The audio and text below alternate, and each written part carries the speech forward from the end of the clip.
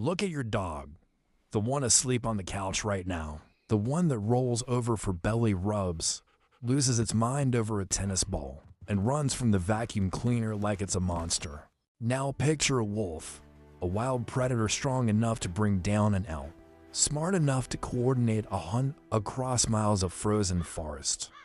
An animal that has every reason to fear you and needs you for nothing. Here is the part almost nobody tells you. Those are the same animal.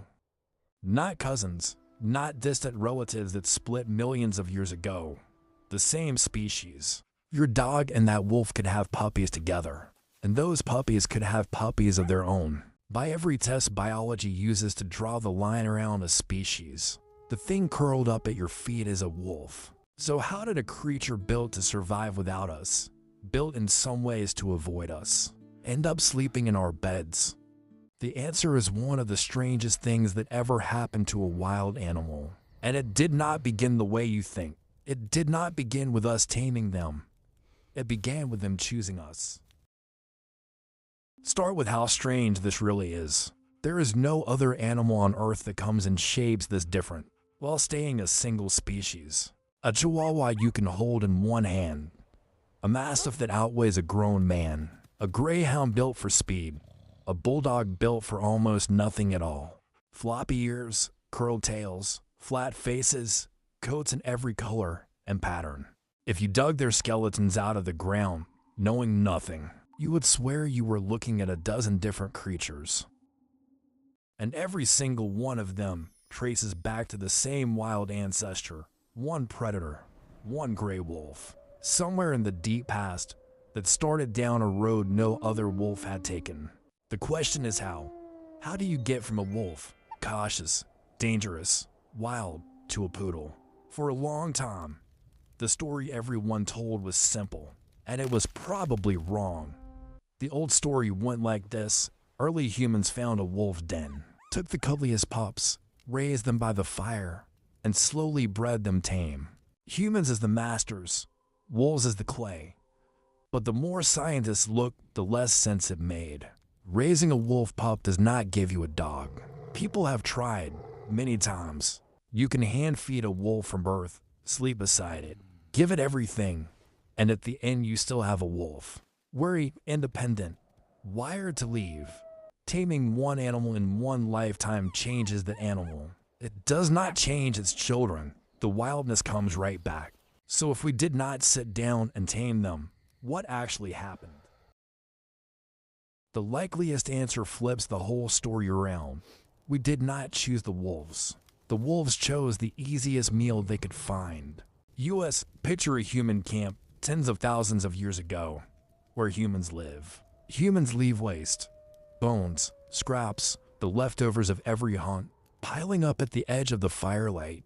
To a wolf, that pile is free food that doesn't fight back. But there is a catch. To eat it, you have to come close to the most dangerous animal on the planet. You have to come close to people.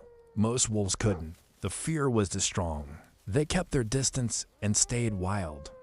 But a few, the boldest, the calmest, the ones just a little less afraid, crept in, grabbed the scraps, and survived a little better for it. They ate more. They raised more pups. And those pups carried the one trait that let their parents get close in the first place. They were less afraid of us. Do that for hundreds of generations, and you are not taming wolves. You are selecting them. Every generation, the calmest eat best and breed most, and the whole population drifts, slowly, toward an animal that can live beside humans without panic. Nobody planned it. Nobody bred it. It happened on its own, around the garbage, in the dark. But here is where it gets strange, because something came along with the calmness that nobody asked for and nobody expected. When you breed an animal to be friendlier, you do not just get a friendlier animal. You get floppy ears, you get a curled tail, you get patches of white in the fur, a shorter snout, a rounder face. You get an animal that looks, for its entire life, a little bit like a puppy. We know this because someone tested it on purpose in Siberia, starting in the late 1950s. A team began breeding wild silver foxes with one rule, and one rule only. In every generation, they kept the foxes that were calmest around humans. That was the only thing they chose for. Not looks, not floppy ears, just temperament. Within a few generations, the foxes started to change, and not only in behavior. They began to grow floppy ears, curled, waggable tails, spotted coats, faces that stayed soft and young. The team never bred for any of that. It came riding along with tameness, like a package deal written into the genes. Sleg for friendly, and looks like a puppy forever comes free. That is what happened to the wolf. The same hidden link pulled by the same pressure, slowly turning a sharp-faced predator into the soft, floppy, wide-eyed animal asleep on your couch. The face you love is, in a real sense, a side effect of fear fading away. But the deepest change was not in their ears, or their tails, or their coats. It was in their minds. Somewhere along that road, dogs became the only animal on earth that can read you. Point at something, a ball, a door, a hidden treat, and your dog follows your finger to the spot. That sounds simple. It isn't. Wolves can't really do it. Even wolves raised by humans, chimpanzees, our closest relatives, far smarter than any dog at almost everything, mostly can't do it either. But a puppy that has barely opened its eyes can follow a human point almost from the start. Somewhere in becoming dogs, they evolved to watch us, to take cues from us, to treat our attention as information worth tracking. And it goes further than reading us. They evolved to move us. Look closely at your dog's face when it wants something, that inner eyebrow lifting up, making the eyes go big and round and a little bit sad. The look that melts you every single time. Wolves don't have that. In 2019, researchers found the reason. Dogs have grown a small muscle above their eyes that wolves simply do not. A muscle that exists, as far as we can tell, for one purpose: to make a face that humans cannot resist. Evolution handed dogs a tool aimed directly at the soft part of the human heart, and it worked. Which raises a question we almost never think to ask. If they changed this much to fit beside us, did living beside them change us too? It did.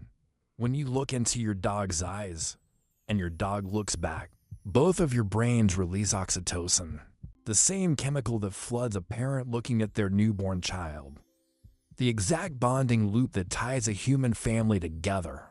A dog can switch on just by holding your gaze. They didn't only learn to live near us. They reached into the system our species uses to love its own children, and they plugged themselves in. So when someone says a dog is part of the family, they are not being sentimental. They are being literal. Tens of thousands of years ago, a few wolves were brave enough to step into the firelight. They paid for it in fear, and they were paid back in everything: food, shelter, and a species that would come to bury them like kin. We think we created dogs. The truth is closer to a trade. They gave up the wild. We gave them a place by the fire.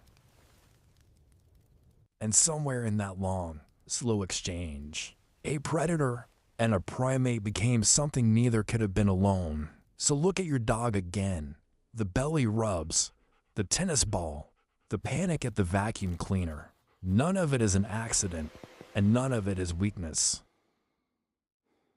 It is the shape of a wolf that made the strangest bet in the history of wild animals, that the most dangerous creature on earth was worth getting close to.